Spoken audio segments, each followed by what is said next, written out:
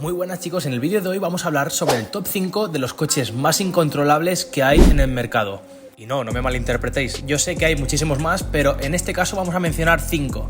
Y si os gusta este tipo de contenido, vamos a sacar muchísimos más. Quedaros hasta el final porque al final de todo voy a mencionar uno de los coches más incontrolables que existen en el mercado. Así que no olvidéis de darle un gran like, suscribiros y darle a la campanita para no perderos ninguno de nuestros vídeos.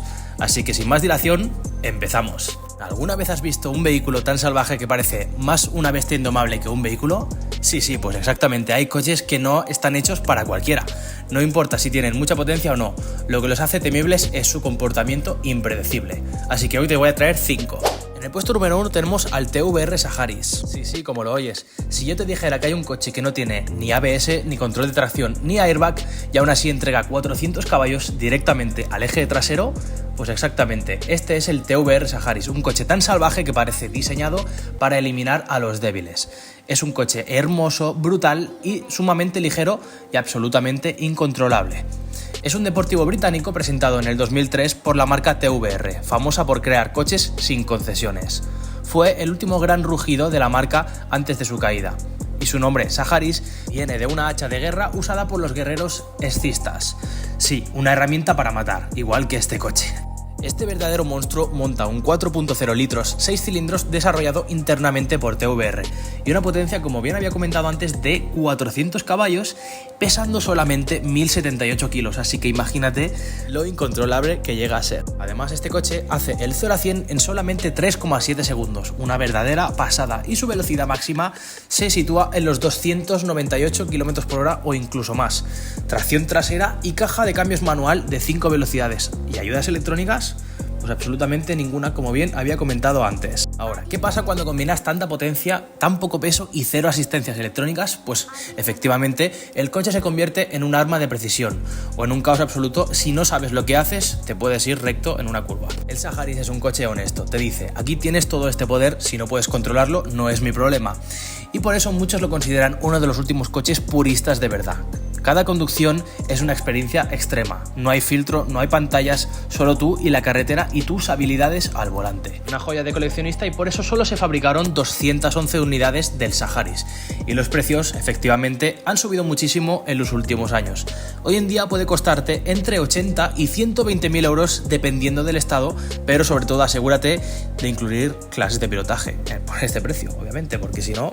Así que obviamente el TVR Saharis no es para todos, es un coche que exige respeto, habilidad y sangre fría. Así que si quieres uno de estos, prepárate para tener manos, porque si no, ya sabes lo que te toca.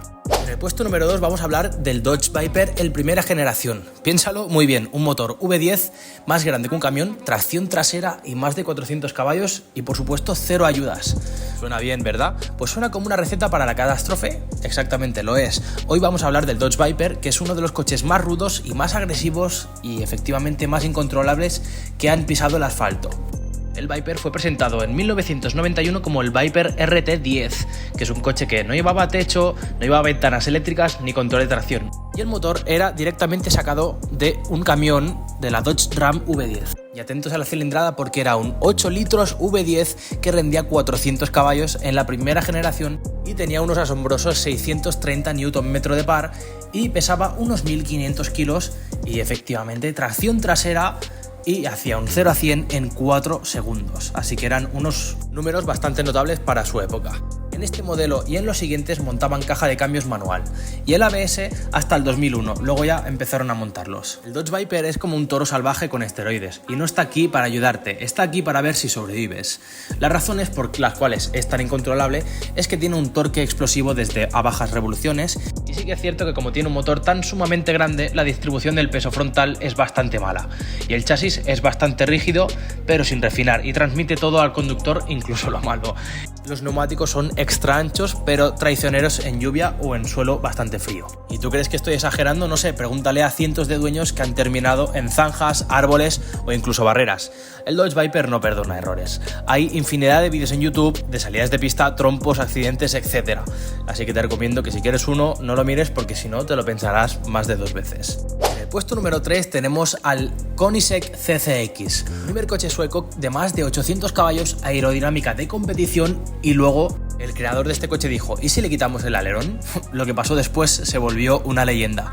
Y hoy vamos a hablar del Koenigsegg CCX sin alerón. Uno de los coches más potentes jamás creados, pero también uno de los más inestables y peligrosos cuando se desafía las leyes de la física. El CCX fue presentado en el 2006 como evolución del CCR, que marcó la entrada de Koenigsegg al mercado global. CCX significa Competition Coupé X, siendo la X por los 10 años de la marca. Su misión era competir con los mejores, Ferrari, Lamborghini e incluso Bugatti, y en muchos sentidos lo logró. Esta auténtica máquina montaba un 4.7 V8 Twin Turbo que tenía una potencia de 806 caballos, sí, como lo oyes, 806, y un par motor de 920 Nm, una auténtica pasada, y un peso reducido de 1180 kilos, lo que lo convierte en un coche bastante ligero. Y si tenías las pelotas de ponerlo a más de 390 km por hora, es que seguramente eras una auténtica bestia. Y hacía el 0 a 100 en 3,2 segundos y por supuesto tracción trasera y una caja de cambios manual o secuencial de 6 velocidades. Aerodinámica activa efectivamente no tenía, por eso lo convertía tan sumamente incontrolable. Si os suena el programa de Top Gear, en ese programa probaron el Koenigsegg CCX en su famoso circuito en la pista de pruebas y el coche se salió de la pista porque Stig, que rara vez cometía errores, perdió el control a alta velocidad en una curva rápida. La razón es que el coche iba sin alerón trasero. Y claro, efectivamente el CCX sin alerón tenía casi cero carga aerodinámica en el eje trasero, por lo cual se convertía en un coche sumamente inestable en las curvas a alta velocidad. Así que Koenigsegg, después de tener varias quejas, añadieron un alerón trasero como opción. Y efectivamente después hicieron la misma prueba y el coche fue casi 2 segundos más rápido en la pista que el anterior. ¿Y por qué llevar un alerón es tan importante? Es funcionalidad pura, básicamente. En coches de esta categoría el equilibrio aerodinámico lo es todo. Porque sin alerón hay menor carga aerodinámica trasera, menor agarre en curvas rápidas, más subviraje en entrada y sobreviraje en salida, alta sensibilidad a turbulencias a más de 250 km por hora y efectivamente difícil de corregir si pierdes el control. A esa velocidad cualquier pequeño error se amplifica y sin alerón el CCX es como un cohete sin timón. En el puesto número 4 vamos a hablar sobre el Ford GT40, el coche que domó Le Mans pero también podía dominarte a ti. Y sí que es cierto que pocos coches tienen una historia tan legendaria como el Ford GT40. Fue creado para humillar a Ferrari y efectivamente lo logró. Ganó 4 veces seguidas en Le Mans, por lo que pocos saben qué es un Ford GT40. Era un coche brutal, inestable y peligrosamente difícil de controlar. Un coche que exigía respeto o si no te destruía. En los años 60, cuando Henry Ford II quiso comprar Ferrari, Enzo se negó y Ford respondió con furia diciendo que construiría un coche que destruiría por completo a Ferrari en su casa, en Le Mans, y efectivamente así nació el GT40. El Ford se asoció con Lola Cars para el chasis. Usaron tecnología de competición V8 americano y diseño bajo como una tabla. Y su nombre viene de su altura, 40 pulgadas, es decir, 1 metro. El Ford GT40 montaba un V8 de 4.2 litros de 350 caballos y un peso aproximado de 1100 kilos, así que lo convertía en una auténtica máquina de matar. Tenía una velocidad máxima superior a los 320 km por hora y hacía un 0 a 100 en unos 4,2 segundos. Nada mal, sinceramente, para ser de los años 60. Y efectivamente era tracción trasera pura y dura, sin ningún tipo de ayudas y sin ningún tipo de ABS ni alerones. Y los factores por la cual lo hacían tan difícil de controlar eran que tenía mucho peso en la parte trasera, que era un enorme V8, un 7000, depende de qué versiones, en la parte trasera, suspensión muy rígida, efectivamente para circuitos pero no para carretera. Los frenos de disco eran primitivos sin asistencia. La aerodinámica era básica y a más de 300 km por hora empezaba a flotar.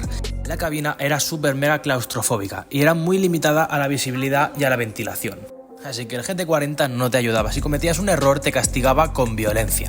Ese coche era tan radical que incluso pilotos profesionales lo temían. Durante las pruebas y carreras hubo múltiples accidentes mortales.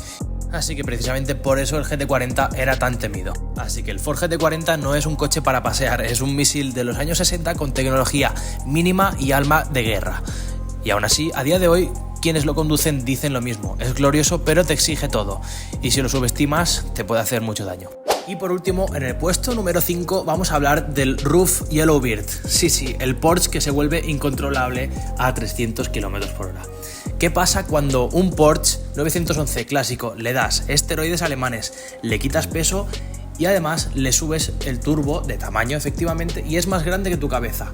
Pues efectivamente nace una leyenda y también una bestia. Y hoy vamos a hablar del RUF Yellowbird, un coche que en los años 80 humilló a Ferrari y a Lamborghini, o sea que imagínate. El RUF CTR, adoptado como Yellowbird por su color amarillo intenso, fue presentado en 1987 por la compañía RUF Automobile, que es el pequeño fabricante alemán que modificaba Porsche con estándares tan altos que tenía su propia homologación como marca. Y este coche no era solo un tuning, era ingeniería de locura. Montaba el clásico bloque 3.4 Flat Six biturbo y rendía una potencia de unos 469 caballos y tenía un peso de 1150 kilos, o sea que es una verdadera locura, y hacía el 0 a 100 en 3,7 segundos. Una verdadera locura, sinceramente, para ser de los años 80. Tenía una velocidad máxima de 342 km por hora. El coche más rápido del mundo en su época. Sí, como lo oyes, 342 km por hora. Y montaba una caja de cambios manual de 5 velocidades y efectivamente tracción trasera. Pero lo más complicado se veía cuando no tenía ni ABS, ni control de tracción, ni ningún tipo de ayuda electrónica. El Yellowbird se volvió famoso en todo el mundo gracias a un vídeo icónico, donde el piloto Stefan Reuser lo lleva completamente de lado por el infierno verde, en Nürburgring, con una sola mano en el volante, sin guantes, sin casco, es decir, una locura. Sí, control absoluto, pues también. Por eso te demuestra lo difícil que era de llevar este coche tan rápido sin acabar gritando. Hoy en día la mayoría de superdeportivos te cuidan, tienen control de tracción, vectorización